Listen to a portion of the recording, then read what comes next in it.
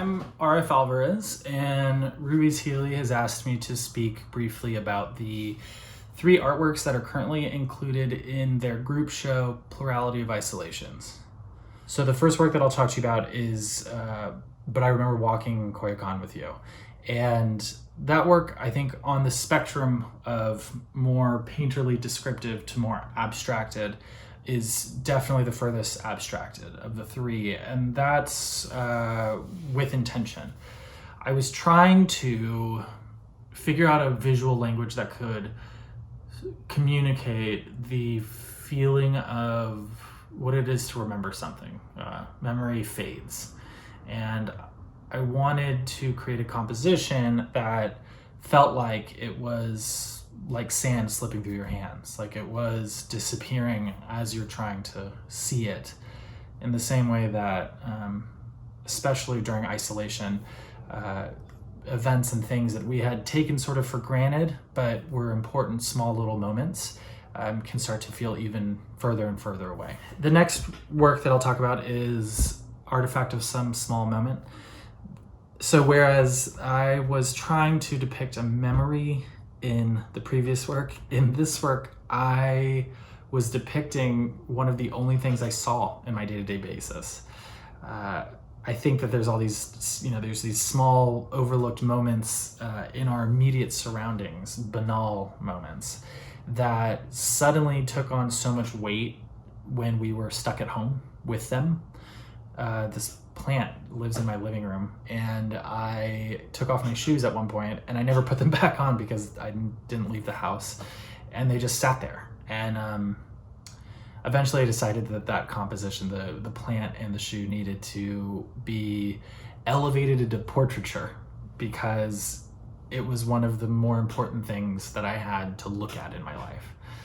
I was really concerned with creating a composition that has as much emphasis on the negative space as it does on the object itself. I wanted anything that wasn't the plant or the shoe to be empty, to be raw canvas, the thing that is underneath the painting, nothingness, which I think, interpret as you like. Lastly, the portrait of my father after Tiberius. My father got sick with COVID. He has recovered. But I was really confronted with something that I think we all come to terms with at some point, the fallibility of our parents, the fact that they're not going to live forever, and they have imperfections, right? And I really wanted to wrap that into a painting and use this painting to express that. I had originally not conceived of this painting as something that I would ever show, but really just something that just needed to come out of me. And I painted it in a more painterly style, more realistic than my usual work, because it was reality. It was what was right in front of me, and I wanted to kind of honor that. There's this interesting thing about my father's gaze that I was trying to capture. I wanted to capture dignity, but also a sort of indignation. My father's a very strong person. He has a bombastic personality, and he used to box, and he's 6'2", and to see him sort of bedridden from a virus was a lot to wrap around. And I think also an interesting metaphor for how I had viewed myself in a way, how vulnerable I felt as using him as a proxy.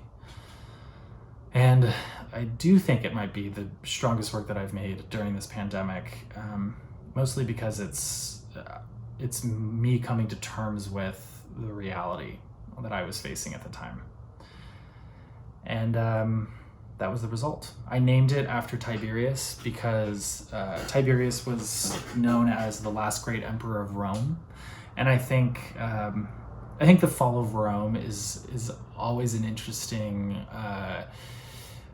an analogy or metaphor to pull in, especially during this time period. I was painting this towards the end of the pandemic, during the the siege on the Capitol and a changeover of presidencies, and it just felt like everything that we had considered normal had sort of fallen apart, and maybe it had fallen apart with that strength that I had sort of taken for granted.